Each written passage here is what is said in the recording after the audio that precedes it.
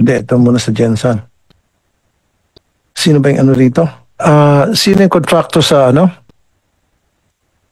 Vicente Tilao. Andito ba? Representative from Vicente Tilao Construction.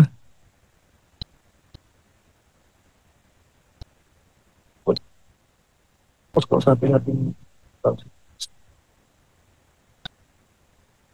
Hindi, sa Lao, sa Jensen. Comsec is the next hearing. I want Mr. Lau Noted, invited to be here. sir. Okay. How about the DPWH personnel? Are they here? Yes, we have virtually present with us Engineer Jonathan Bantug, District Engineer of the First Engineering District of South Cotabato, which covers Jensen, sir. Engineer Bantug, are you there? Engineer? Yes, sir. Good afternoon po, Mr. Chair. Okay. Engineer, ang dami ko natanggap na reklamo, tad-tad ng reklamo as a matter of fact, mula sa mga taga-Jensen tungkol dito sa palpak na road construction doon. Ano po nangyari? Kung tawagin ay Mabuhay Underpass, Agnan Flyover. Yes, sir. With regards po sa project, sir, said project is being implemented by the central office, particularly the Bureau of Construction. Yung participation namin, sir, is nag-assist lang po kami sa kanila sa kung ano man yung pangangailangan nila dito sa local po, sa General Santos. Pangangailangan nila, pero they should be under your supervision, right? Hindi po, sir, kasi yung release ng funds is directly po sa central office. Okay, so sino ang nag-supervise pagdating sa construction to make sure that it meets the standard of the DPWH when it comes to road construction? Yung nagsusupervise po, sir, at saka nag-i-implement are the engineers from the Bureau of Construction. The Bureau of Construction. And Central office po. Central office. So invited ba natin central office? Nandiyan ba DPWH central office? For DPWH Central Office, we have Director Jonathan Araulio of the Bureau of Quality Standards. Engineer Araulio? Good afternoon, Mr. Chair. We acknowledge that the project is being undertaken by the Central Office and Bureau of Construction, Mr. Chair. And with your indulgence, can I defer to the project engineer of the Jensen project? Nagpapasapasahan na kayo. Pareho kayo mga Poncio Pilato, naghugas-hugas na kamay. Sige, who's that person you want me to talk to? The project engineer, Mr. Chair, from the Bureau of Construction. And what's his name? Engineer Vic Santos. Okay, Engineer Vic Santos, are you here?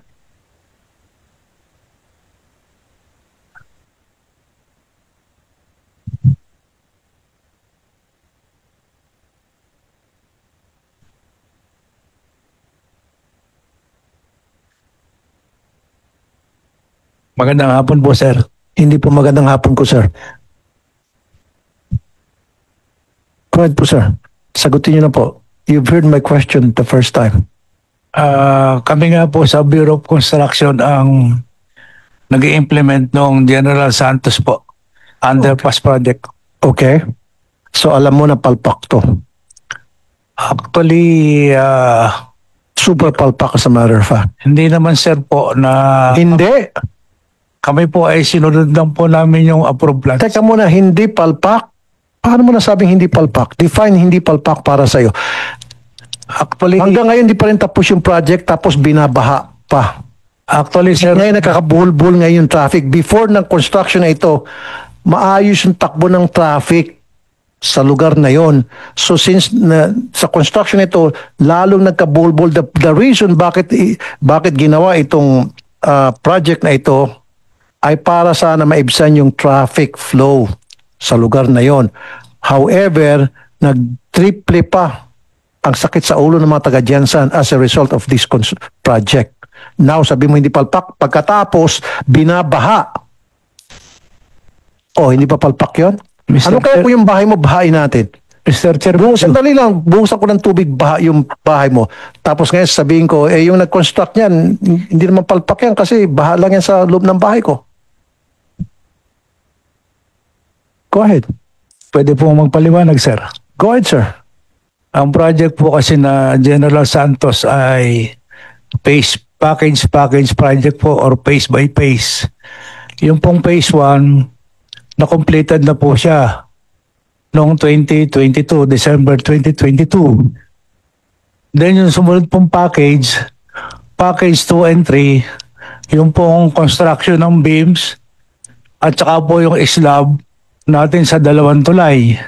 Kasama po sir yung excavation doon po sa loob ng tunnel.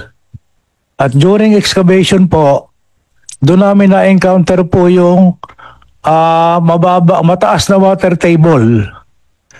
So yung naging problema ho namin sa implementation, yung pag-complete ng karsada o PCCP sa loob ng tunnel dahil po sa presence ng water seepage. Kaya sir, hindi po natapos natin yung karsada po sa loob ng underpass. Yun po ang sa ngayon, nag-iintay po kami ng revised plan from our consultant na siya po namin gagamitin do sa loob ng underpass para ho sir yung tubig na current na nasa loob po ng underpass ma-divert po namin sa ilog. Para sir makumpleto po yung karsada sa loob ng tunnel. Anong pangalan mo ulit? Vic Santos po. Vic Santos. Opo. So, ito po yung natanggap kong information. Dati, maganda ang kalsada na yon. Maayos. May konting traffic pero hindi ganun kabigat. Opo. Okay? Noong pinasok itong project na to, nagkabulbul ang traffic. Nagkaroon ng malaking sakit sa ulo para sa mga taga-Jensan. Nagkaroon ng malaking problema sa mga commuters. Kumbaga naging kalbaryo para sa kanila itong proyektong ito. Kung hindi nyo dapat pinanghimasukan itong project na ito, kung hindi nilagay dyan sa Jensan sa lugar na yan, wala sanang sakit sa ulo itong mga taga-Jensan. So kumbaga gumawa kayo ng project para pagkakitaan ninyo. And I've heard na hinabol to bago mag-eleksyon. Kahit na hindi naman talaga kailangan itong project na ito. I've talked to several people doon sa Jensen, even public officials who sa ngayon ayaw muna nila magsalita. Marami sa kanilang sabi, hindi namin kailangan yan eh. Ewan ko ba't nila nilagay yan eh. Ba't pinayagan ng DPWH yan? At ngayon, nagkakababa pa. O meron kami binibigyan na reason. So hindi nyo na-anticipate yun na dapat hindi tatamaan kung ano may dapat tinamaan doon kaya nagkakaroon ng water seepage, sabi mo.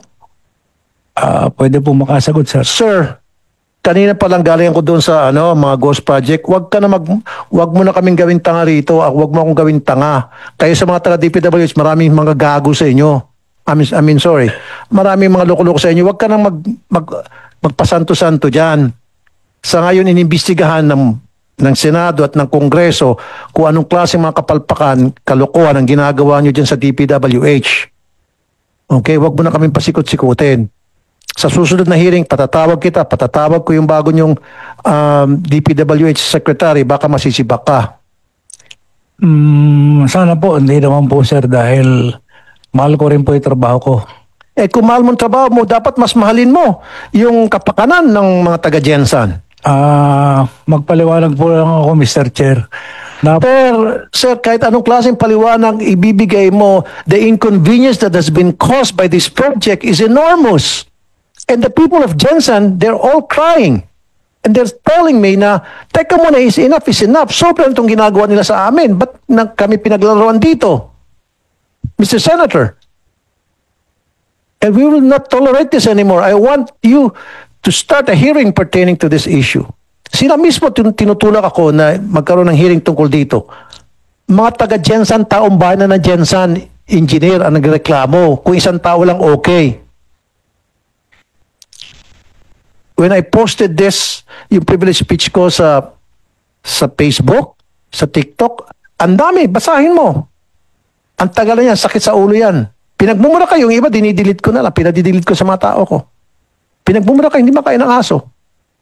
And now, gusto maghugas kamay. Papaliwanag ka pa. Let's accept it. Kayo sa DPWH, ang dami niyong mga kapalpakan. Kaya nga, nagkakaroon ng hearing ngayon sa flood control because hindi naman lahat, hindi ko ilalahat, pero marami sa inyo, mga engineer, mga loko-loko. Nagkakaroon ng dahilan, tayo ngayon ng problema dahil sa kalokohan nyo. So itong sa Jensen, do not tell me na walang kalokohan dito. Nakakabulbong ng traffic, matagal ng delayed ito, at ngayon gusto mo pang maghugas ng kamay? Yun lang po sir ang nabanggit ko, Mr. Chair. Yun po ang totoong pangyayari. Totoong pangyayari para sa iyo. Pero para sa amin, para sa taong bayan ng Jensen, hindi yan ang totoong nangyari. Ang totoong nangyari, may anomalya. At, Kasi kung walang anomalya to, sana tapos na yung proyekto. Sana naging maayos na yung, naging konbinyente na ang mga taga-Jensen na dumadaan sa lugar na yon. They're not convenient. They've been inconvenienced. Narinig niyo po? Kasi sir, kung maayos yung trabaho niyo doon, kung walang delito, kung walang korupsyon, walang anomalya, walang reklamo. Actually, Mr. Chair, ang number one ho talagang problema nung magkaroon po ng tubig sa ilalim during excavation. Kaya sabi ko nga po sa inyo, kung wala pong tubig during excavation doon sa loob ng tunnel, tuloy-tuloy po sana yung construction hanggang sa masimentohan na po siya. Ngayon po kasi hanggang ngayon, yun po ang nire-resolve ng aming consultant kung paano malagyan siya ng mga under drain pipes para ho ma-divert ang tubig. Yun po ang katotohanan, Mr. Okay, Chair. sige. Bakit nagkaroon ng baha? Paki-repeat again. Ano sir, yung water seepage po siya, natural seepage, galing po sa ground. So prior to the construction, hindi nyo na foresee yun na baka may tinamaan doon? Wala sir, kalat po sir yung seepage. Sa buong underpass po, pag naghukay kayo ng ganitong lugar, lalabas ang tubig. Sa ganitong lugar lang. So alam nyo naman pala, prior to construction, alam nyo na magkakaroon ng water seepage, alam nyo na may mga tubig doon sa ilalim. So bakit pa kayo naghukay? Actually sir, na-determine lang po yung tubig nung nasa package 2 and 3 na po, na makasama na po yung excavation works. Kaya nga po, before you do excavation, meron kayong ginagawang studies dyan, feasibility study, di ba? Tungkol sa lupa, tungkol sa paghukay, bago sa hukay, di ba? Actually sir, kami po na-involve lang sa construction. Nung ibigay po sa amin ng Hindi nga, di ba, Plano. bago kayo maghukay, meron kayong ginagawang studies, di ba? Tama, engineer ka eh. actually sir, Huwag na puro actually. Actually, wala pong kaming study dahil meron na pong approved plan sir. merong approved what? May approved plans na po siya. Ini-implement. Oh, so bago dun sa approved plans, then there should have been studied made before the plan has been approved. Hindi You po cannot approve a plan without making any study. Don't tell me lahat ng construction na ginagawa sa buong Pilipinas, kalsada man yan o building o flood control, whatever, wala kang ginagawang study, patsamba-tsamba, agad-agad, approvean yung plano.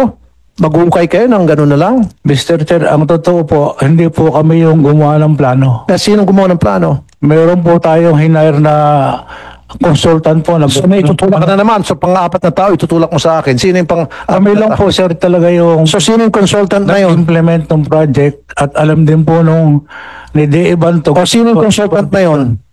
Ang alam ko po sa consultant na nag-prepare ng plano, Who is that consultant? urban engineers po and other Okay, Comsec, partner. sa next hearing, patawag. Sige, ipaki-mention ulit sa Comsec. Urban engineers po and partners.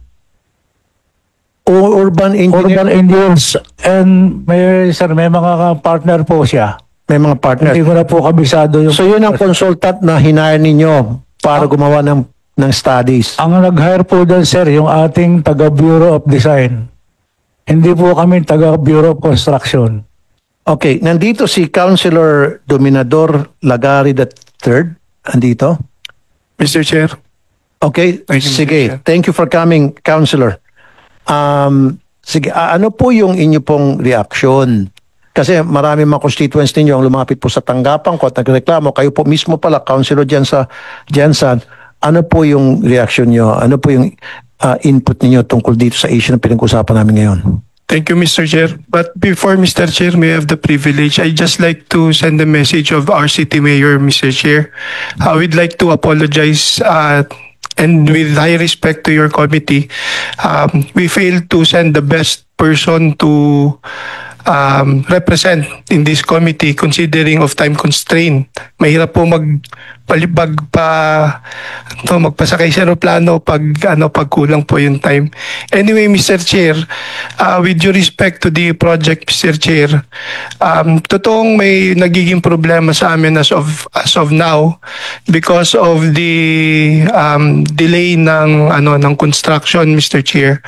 But with due respect also with the engineers, Mr. Chair, that was right. The real cause of the delay is yung pag-start po nung seepage ng water. In fact, in March of 2025, the previous council asked for the DPWH to present the project. And in the presentation, in fact, at that time, Mr. Chair, 85% na po na natatapos nila yung yung package 2. Kaya lang pumasok nga yung tubig, Mr. Chair. And because of that, nagkaroon ng delay dun sa construction, Mr. Chair. I might not be the best representative to explain it, Mr. Chair, but rest assured that this representation would provide your committee, Mr. Chair, the chronological event of this project, Mr. Chair. Thank you, Councilor. Kasi I go by what I receive and I'm talking about complaints from people from General Santos City and they're telling me na talagang sobrang perwisyo daw itong proyekto na pinag-usapan natin ngayon. Dati-rati hindi daw ganun kalala yung problema. Akala nila pag nilagay yan, yung proyektong yan, gaganda na yung sitwasyon, lalo daw lumala. Sana raw hindi nalang ginawa yung project na yan. That's what the people from Jensen are telling us. Agree, Mr. Chair. In fact, I'm a follower of your account, Mr. Chair, and I can see the reaction of our fellow generals, Mr. Chair. But just like other construction, Mr. Chair, especially that kind, either flyover or underpass, Mr. Chair, it used to, to cause traffic congestions, Mr. Chair. And the traffic congestions actually, Mr. Chair, in Jensen is far more different from Manila. Mm-hmm. In Manila, pag traffic congestion, talagang oras sa inyo. Sa amin kasi, Mr. Chair, 15 minutes traffic congestion na yun sa amin. So, sa ngayon talaga, hindi lang sa ngayon taga Jensen, pero talagang nahihirapan kami, Mr. Chair, dahil nga po sa hindi nakasanayan din. Yeah, pero I'm talking about this construction project. Itong sa kalsada na pinag-usapan natin, ito yung nagkukos ng malaking sakit sa ulo. Itong sa underpass na hindi matapos-tapos, ito yung inireklamo sa akin na ngayon nagtuturuan sila. So, sa susunod na hearing, gusto ko ma-invite yung sinasabi niyang consultant. Okay. Anyway, Kaap, hindi pa yung Kaap, si Vicente Lau ay siya rin ang contractor sa Jensen Airport. Tama? Tama po, Mr. Good. Chair. At itong Jensen Airport ay super palpak daw. Sabi na naman ng mga lumapit sa akin, ng mga netizens, nagsumbong sa akin. Pangit ang facilities, restroom, baggage carousel, passenger areas, to from plane to terminal, etc. Have you made an inspection? Hindi pa po personally, pero pumunta na po ang mga engineers ng Kaap at tinignan yung project. Sa katunayan, ito rin po ang kautusan ng dating Secretary DOTR Secretary Vince Dizon. Nagkaroon na po ng meeting si Secretary Dizon sa contractor, pero nung wala pa ring progress, ang naging kautusan ay i-terminate na ang kontrata at i-take over na po ng Kaap, which is gano'n na po ang nangyayari ngayon. Okay, so Kaap na nag-take over. Yes, sir. Okay, so tama ito mga nakarating sa aming sumbong na ang dami mga kapalpakan dito sa airport sa Jensen na ang contractor ay itong si Vicente Lau. Tama po, Mr. Chair. Okay. at least gusto ko manggagaling sa inyo kasi ikaw po pala mismo nag-inspect mga tao nyo. Unlike sa akin, ako'y nakaka-receive lang ng mga information from netizens or people that would call me or text me and things like that. In this case, mga tao mismo nakakita. So paki-mention sa dito, sa committee na ito, ano-ano yung mga nakita ang kapalpakan ng mga tauhan nyo during inspection that was made? Meron po kaming listahan and I will submit it to the... Offhand, meron ka mababanggit? Ang una pong napansin ay yung mga CR sa banyo. Tapos meron din reklamo sa painting at saka mga tulo.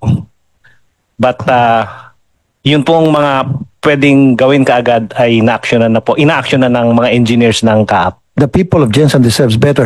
So, ibig sabihin, itong mga kapalpakan kakulangan ng Vicente Lau Construction, ang pupuno niyan ay CAAP. Dapat ang gumastos sila. Singilin nyo yung construction company na pumalpak. Huwag dapat mag-abono ng gobyerno. Kung mag-abono ng gobyerno, dapat makulong sila or makasuhan sila, masanction sila. I'm not gonna allow this na pabayaan natin sila at palpak kayo, sige lumayas na kayo and then kayo ang mag-aabono, kayo magte-take over and then kayo mag-aabono kung ano yung mga kailangang paganda doon tulad ng CR, carousel, etc. No, I don't want that to be that way. Gusto ko, sige, take over kayo, kayo ang pupondo, kasuhan yung Vicente Lau Construction o dili kaya kunin yung pera doon na para matapos yung proyekto na palpak. Tama po, Mr. Chair. Sa ngayon naman hindi pa fully paid yung contractor. So hindi na babayaran dun sa kabuuan ng programa niya at yung natitirang pera ang gagamitin para ipatapos. How much is the airport? Yung worth ng contract? I'm not sure of the accurate amount, Mr. Chair, but 452 million. yes, that's about the amount, Mr. Chair. And I think it's about 56% na ang na-declare na completed. So ang payment naman hindi pa more or less 50% din ang nababayaran. So the money that's still unpaid will be used to complete the project. Okay. All right. So, COMSEC,